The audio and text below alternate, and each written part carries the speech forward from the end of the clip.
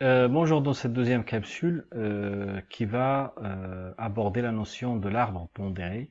Vous l'avez vu l'année dernière en seconde, mais là, pour les probabilités conditionnelles, c'est une notion importante qui va nous permettre de comprendre vraiment la notion de probabilité conditionnelle. Donc, on va rester sur le même exemple de la première capsule. Donc, si vous avez oublié, donc il faut revoir absolument cet exemple-là sur les boules rouges et noires qui sont marquées gagné ou perdu. Donc, il y a deux issues possibles, soit quand on tire une boule, soit une boule rouge ou une boule noire, bien sûr. Donc, la première chose à savoir, c'est pour ça qu'on dit pondéré en fait, parce que ici on va mettre la valeur de la probabilité quand c'est rouge et la valeur de la probabilité quand c'est R bar.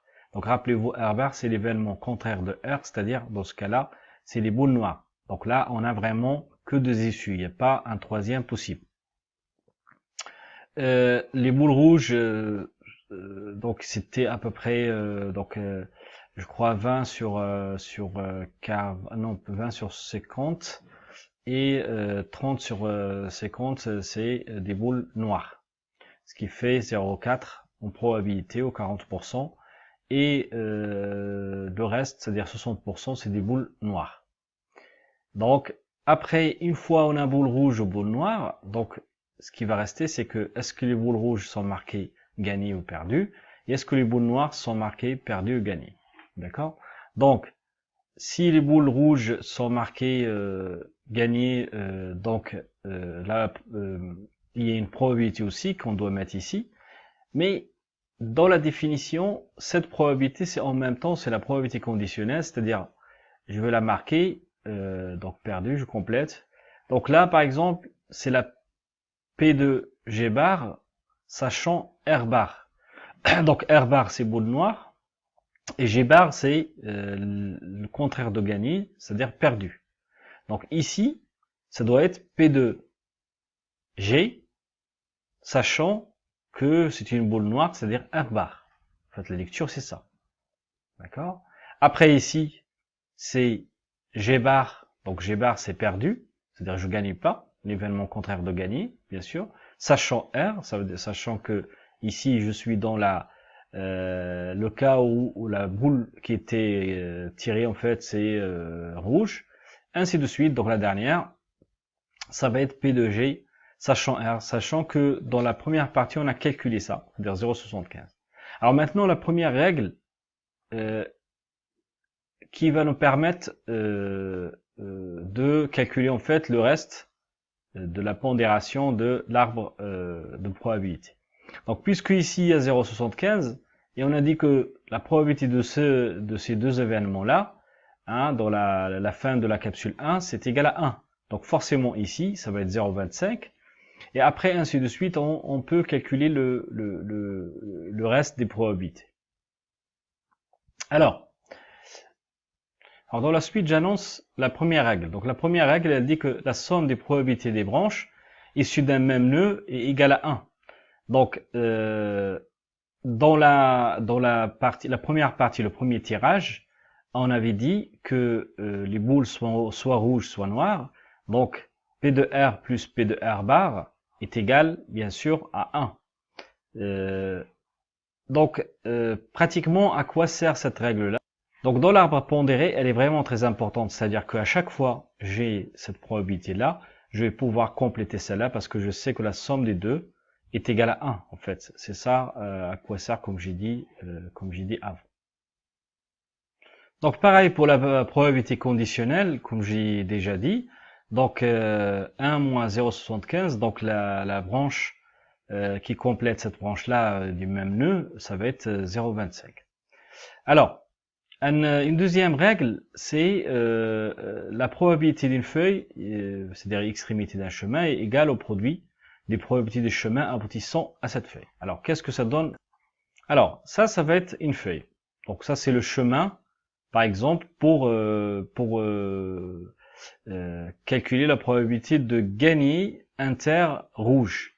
Donc gagner inter rouge, ça va être le produit de 0,75 fois 0,4. hein, on fait le produit des probabilités d'un même chemin, hein, fini par cette feuille-là. Donc ça, c'est la règle qu'on va calculer. Si je veux calculer les autres, P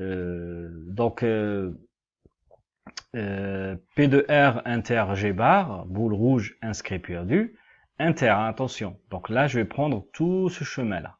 Donc ça va être cette probabilité-là, 0,4 fois 0,25, puisque ici on a complété. Rappelez-vous que ici ça doit faire 0,25 parce que la somme de ces deux probabilités est égale à 1. Hein, donc j'espère que vous avez compris ça. Et pour les autres, bah, c'est pareil, c'est la même chose. C'est-à-dire si je veux calculer la probabilité de R bar, c'est-à-dire inter G, donc R bar inter G, ben, je vais multiplier cette probabilité-là fois cette probabilité-là. Ou bien des fois, j'ai cette probabilité-là, j'ai celle-là, et je peux en déduire celle-là. Voilà. Donc ça c'est la règle 2 qui donne ces calculs-là. Alors, bon, comme j'ai dit dans les exemples, c'est la même chose, on considère la feuille R fois G. Donc à chaque fois, je veux le produit, l'intersection de R et G, ben, c'est P de R fois P de G, sachant R. Il faut vraiment repérer tout ça sur l'arbre pondéré parce que vous allez voir qu'une fois on a compris ça, le reste c'est très simple. Troisième règle et dernière règle, la probabilité d'un événement associé à plusieurs feuilles est égale à la somme des probabilités de chacune de ces feuilles-là. Alors, sur l'arbre, qu'est-ce que ça donne? Supposons que ici, vous voulez la probabilité de perdu. Donc perdu, on le voit ici, mais on le voit là aussi. Donc qu'est-ce que je vais faire? Ben, perdu, c'est la somme des probabilités de R inter G bar et aussi de R bar inter G bar, hein, puisque c'est perdu. Donc ça va être ça fois ça plus cette valeur-là, P de G bar, sachant R bar, fois 0,6. Donc je répète, ça fois ça plus ça fois ça. Voilà comment on fait le calcul. Donc voilà, donc une lecture rapide, ou une application rapide, pardon, des règles. Donc supposons le schéma d'un arbre, ça va être souvent comme ça. Donc il y aura un premier événement A d'une générale, donc là, et l'événement contraire, A bar, B bar, etc. Donc c'est toujours la même chose hein, qui se répète. Donc d'abord, je peux compléter ces valeurs-là, puisque on a dit que les probabilités issues d'un même nœud, ben, c'est égal à 1. Donc là, je peux rapidement, à chaque fois, compléter à 1. Après, bon, la question qui peut se poser, c'est quelle est la probabilité, par exemple, de A, probabilité de B. Donc B, il est fini ici, et après, il est fini là. Donc, tout simplement, P de B, ça va être 0,5, c'est-à-dire P de B sachant A, fois 0,2.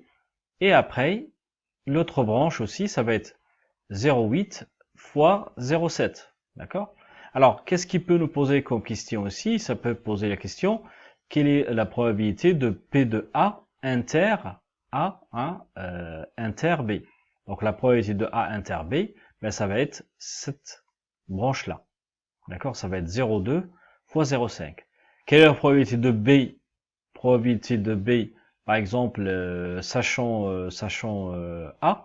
Donc attention à l'ordre, hein. Probabilité de B, sachant B, c'est là, sachant A, ben c'est 0,5. Voilà pour cette capsule, en gros ce qu'il faut savoir par rapport aux probabilités conditionnelles. Au revoir à la prochaine capsule.